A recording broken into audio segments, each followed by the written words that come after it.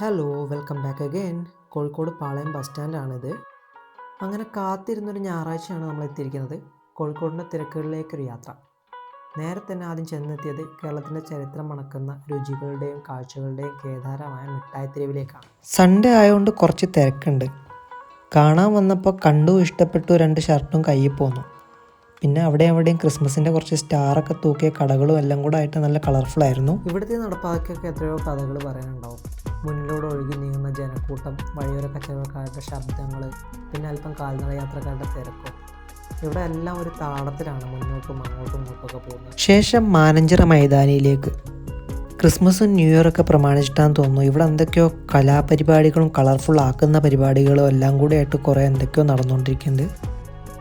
മിഠായിത്തെരുവിലെ തിരക്കുകൾക്കും ബഹളങ്ങൾക്കൊക്കെ വിപരീതമായിട്ട് ഇവിടെ ഒത്തിരി ആളുകളൊക്കെ ഉണ്ടെങ്കിൽ കൂടിയിട്ടും നല്ല ശാന്തമായൊരു അന്തരീക്ഷമാണ്.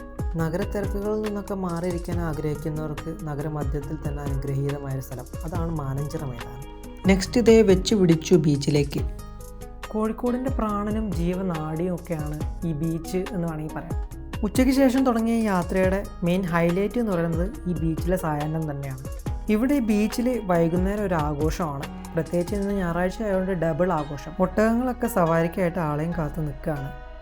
വെയിലും ചൂടും താഴുന്നതിനനുസരിച്ച് ആളുകളുടെ എണ്ണവും കൂടിക്കൊണ്ടിരിക്കുകയാണ്. ബീച്ചിൻ്റെ ഒരു ഭാഗത്തൊരു പഴയ കടൽപ്പാലമൊക്കെ കാണാം. ചരിത്രത്തിൻ്റെ ഒരു സാക്ഷി ഇന്നും തലയുയർത്തി നിൽക്കുന്നു. അസ്തമയ സൂര്യനെ നോക്കി നിൽക്കാനും നല്ലൊരു ഫോട്ടോ എടുക്കാനൊക്കെ പറ്റിയൊരു സ്പോട്ടാണ് അവിടെ. പിന്നെ പുതിയ കുറേ മാറ്റങ്ങളുടെ അടയാളമായിട്ടുള്ള കുറേ പെട്ടിക്കടകളൊക്കെ കാണാം.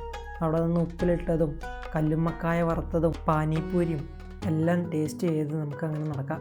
പിന്നെ കപ്പലണ്ടി കച്ചവടക്കാരും ഐസ്ക്രീം വിൽക്കുന്നവരും കുടുംബങ്ങളും കുട്ടികളും ഒക്കെ ആയിട്ടുള്ള കളിച്ചിരികളും ഈ ശബ്ദങ്ങളെല്ലാം ചേരുമ്പോൾ കോഴിക്കോടൻ ബീച്ച് ഒരു ഉത്സവ പറമ്പായി മാറിയ കാഴ്ചയാണെന്ന് നമുക്കവിടെ കാണാൻ കഴിയുന്നു.